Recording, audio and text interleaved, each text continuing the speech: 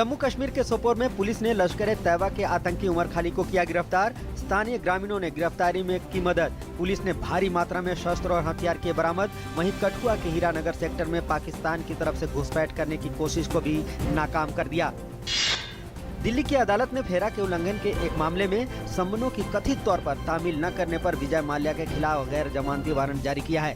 Court ने कहा कि माल्या कानून की कतई इज्जत नहीं करते, उनका भारत लौटने का कोई इरादा नहीं है। कई बार विभिन्न अदालतों के नोटिस और समन के बावजूद विजय माल्या एक बार भी अदालत में हाजिर नहीं हुए हैं। दिल्ली में प्रदूषण और स्मॉग में कमी लाने में विफल रहने पर एनजीटी ने दिल्ली सरकार को लगाई फटकार। राष्ट्रीय राजधानी में प्रदूषण को नियंत्रण में लाने के लिए केंद्रीय प्रदूषण नियंत्रण बोर्ड और दिल्ली प्रदूषण नियंत्रण समिति को कदम उठाने के दिए निर्देश। स्वास्थ्य और परिवार जन कल्याण मंत्री जेपी नड्डा आज नई दिल्ली में प्रधानमंत्री सुरक्षित मातृत्व अभियान की शुरुआत की। अभियान के जरिए देश भर में हर महीने की 9 तारीख को गर्भवती महिलाओं को प्रसव पूर्व स्वास्थ्य सुविधाएं की जाएगी मुहैया। वन रैंक वन पेंशन पर राजनीति करने के लिए भाजपा ने अन्य पार्टियों को लिया आड़े हाथों। रक्षा मंत्री मनोहर पर्रिकर ने कहा, 1 लाख पूर्व सैनिकों की वन रैंक वन पेंशन से जुड़ी समस्याओं का होगा 2 महीने में समाधान। सरकार ने रक्षा कर्मियों को OROP का लाभ पहुंचाने की प्रतिबद्धता को फिर दोहराया। जम्मू कश्मीर सरकार ने निर्धारित समय पर परीक्षाएं कराने का किया निर्णय। छात्रों को राहत देते हुए प्रश्न पत्र में दिए गए कुल सवालों में सिर्फ 50% प्रश्नों को हल करने का दिया मौका।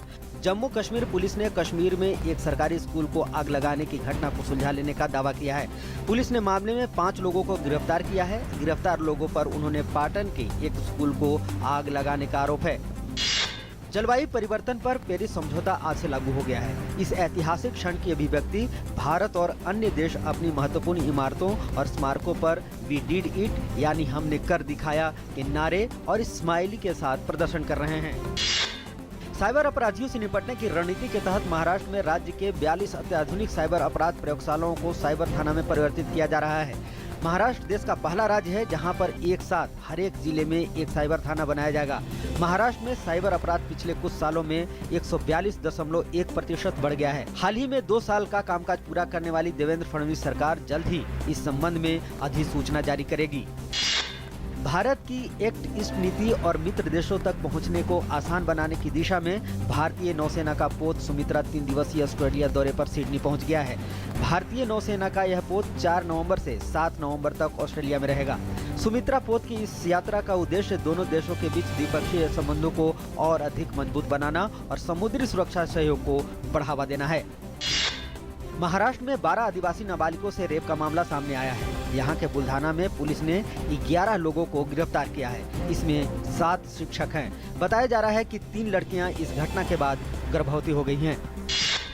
दिल्ली के उपराज्यपाल नजीब जंग ने आम आदमी पार्टी सरकार द्वारा 15 वकीलों की नियुक्ति करने के फैसले को मंजूरी देने से मना कर दिया है।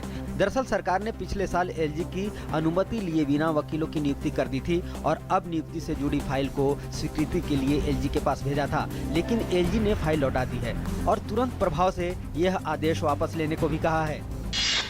भारत चीन अंतर्राष्ट्रीय सीमा के निकट अरुणाचल प्रदेश के वेस्ट सियांग जिले के मेचुका के एडवांस लैंडिंग ग्राउंड पर भारतीय वायुसेना ने पहली बार अपनी भारी भरकम जहाज C-17 ग्लोबल मास्टर की सुरक्षित लैंडिंग करवाई। इस हवाई अड्डे का सामरिक दृष्टि से काफी महत्व है। इससे सेना के जवानों के लिए सभी स्थितियों में अति आवश्यक सामानों की पहुँच आसान हो जाएगी। भोपाल में 8 सिमी आतंकियों के पुलिस एनकाउंटर में मारे जाने की होगी न्यायिक जाँच। मध्य प्रदेश हाई कोर्ट के पूर्व जज अक्टूबर को जेल ब्रेक कर भागे 8 सिमी आतंकियों को एसपी पुलिस और एटीएस की टीम ने मिलकर भोपाल के अचारपुरा गांव में मार गिराया था। प्रसार भारती के कार्यवाहक सीईओ के तौर पर सुरेश चंद्र पांडा ने आज दिल्ली में अपना पदभार ग्रहण कर लिया है। प्रसार भारती के मुख्य कार्यकारी अधिकारी का पद संभालने के बाद सुरेश चंद्र पांडा ने कहा कि प्रसार भारती बोर्ड द्वारा समय समय पर लिए जाने वाले फैसलों को तेजी से लागू करवाना और अधिकारियों के प्रमोशन से जुड़े मामले को जल्द निपटाना उनकी प्राथमिकता होगी।